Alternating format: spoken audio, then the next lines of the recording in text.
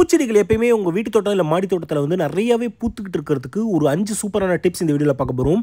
And first விஷயம், முக்கியமான விஷயம் வந்து பார்த்திங்கன்னா சூரிய வெளிச்சம்.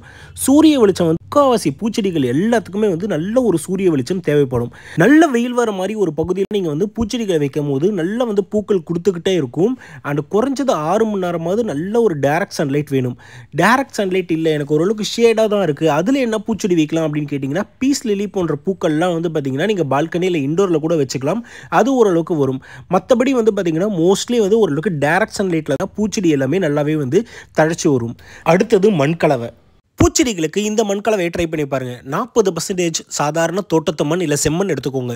30% வந்து பார்த்திங்கன்னா நல்ல ஆர்கானிக் கம்போஸ்ட்டு.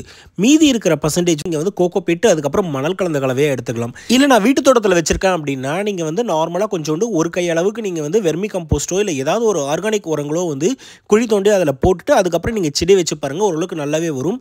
மாடி தோட்டத்தில் வச்சுருக்கிறவங்க ஒரு 15-20 நாளைக்கு ஒரு வாட்டி வந்து ஒரு கையளவுக்கு வெர்மி கம்போஸ்ட்டோ இல்லை ஏதாவது ஆர்கானிக் உரங்களோ கொடுத்துட்டு வாங்க. இல்லை வீட்டு தோட்டத்தில் மண்ணில் வச்சுருக்கிறவங்க 3 மாதத்துக்கு ஒரு வாட்டி ஒரு 1/2 கிலோலேருந்து 1 கிலோ அளவுக்கு உரங்களை செடியை சுற்றி போட்டு தண்ணியை நல்லா ஊற்றிடுவாங்க.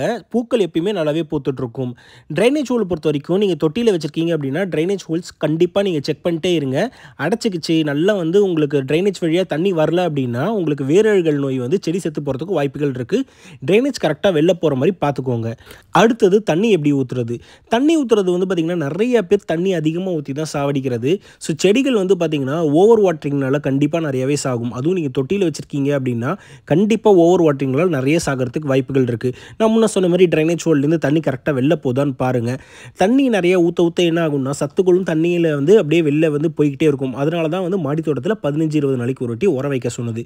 பொதுவான ரூல் வந்து பார்த்திங்கன்னா நீங்கள் வந்து மேலே இருக்கிற டாப் சாயில் இருக்குல்ல, அது ட்ரை ஆகும்போது நீங்கள் தண்ணி ஊற்றுறீங்க அப்படின்னா கரெக்டாக இருக்கும். அடுத்தது ப்ரூனிங். ரெகுலராகவே வந்து பார்த்திங்கன்னா ட்ரைட் லீவ்ஸோ இல்லை ஒரு மாதிரி எல்லோவோ பேலோ இருக்கிற லீவ்ஸாக இருக்கட்டும், அதுக்கப்புறம் வந்து காஞ்சி போன வந்து பூக்களாக இருக்கட்டும், இதெல்லாம் டக்குன்னு எடுத்துருங்க. இதெல்லாம் செடியிலே இருந்துகிட்டு இருந்தது அப்படின்னா செடி வந்து சத்துக்கள் எல்லாம் அதை வந்து ரெக்கவர் பண்ணுறதுக்கே வந்து ரொம்ப செலவிடும். அதனால் எப்போ வந்து காஞ்ச பூக்கள் இல்லை இந்த மாதிரி காஞ்ச இலைகள் பார்க்குறீங்களோ டக்குன்னு எடுத்து விட்டு வந்துடுங்க.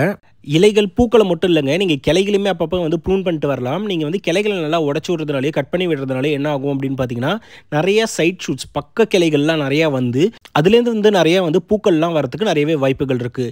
நீங்கள் பொதுவாக வந்து செம்பருத்தி பூ அதுக்கப்புறம் முல்லைப்பூ இல்லை மல்லிகைப்பூலாம் வந்து பார்த்திங்கன்னா இந்த சைடில் இருக்கிற அந்த காம்புகள் எல்லாமே கட் பண்ணி விட்டுவாங்க.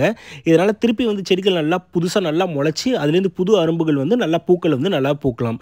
இதை வந்து பார்த்திங்கன்னா பொதுவாக வந்து சம்மரில் பண்ணாதீங்க. மற்ற நாட்கள் ஓரளவுக்கு குளிர்காலங்களாக இருக்கட்டும் இல்லை வந்து பார்த்திங்கன்னா ஓரளவுக்கு மிதமான வெப்பநிலை இருக்கிற டைமில் வந்து பார்த்திங்கன்னா இந்த மாதிரி ப்ரூனிங் பண்ணுறது கரெக்டாக இருக்கும். இதெல்லாம் பண்ணியும் டக்குன்னு வந்து பார்த்திங்கன்னா ஏதாவது ஒரு பூச்சி வந்து நல்லாவே அடிச்சுட்டு இருக்கும்.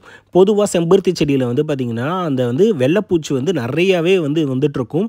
இந்த மாவு பூச்சி இல்லை வெள்ளைப்பூச்சின்னு சொல்கிறத வந்து ஈஸியாக கண்ட்ரோல் பண்ணுறதுக்கு சின்ன சின்ன விஷயங்கள் பார்க்கலாம். பொதுவாக வந்து எப்பயுமே நீம் ஆயில் வந்து கான்சன்ட்ரேட்டட் நீம் ஆயில் நீங்கள் எப்பயுமே கையில் இருக்கிற மாதிரி பார்த்துக்கோங்க. நீங்கள் மாடி தோட்டம் வச்சுருக்கீங்க இல்லை வீட்டு தோட்டம் வச்சுருக்கீங்க அப்படின்னா உங்களோட பெஸ்ட் ஃப்ரெண்ட் யாருன்னு பார்த்தீங்கன்னா இந்த நீம் ஆயில் மட்டும்தான். பேசிக் நீம் ஆயில் ஸ்ப்ரே பண்ணுறதுக்கு இந்த விஷயத்தை கரெக்டாக ஃபாலோ பண்ணுங்கள்.